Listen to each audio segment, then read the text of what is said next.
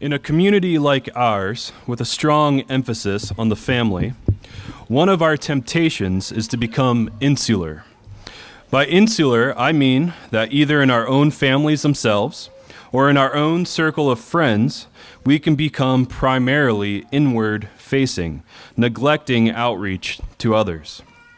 The solution to this is not to abandon our God-given duties towards our spouse and children, nor is it to neglect God's gift of sweet fellowship with close friends. Rather, it's to invite people into the life of our families.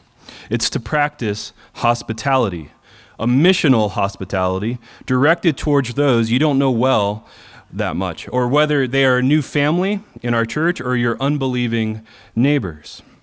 This hospitality is not one that interrupts our family time, but instead becomes a routine part of it. It can take many forms. The most obvious are dinner invitations, playdates, gatherings at the park, helping with home improvement projects, or invitations to church.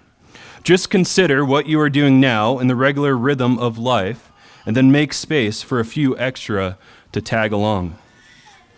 In God's good wisdom, He has designed the family to be a great force for welcoming others into the life of the church.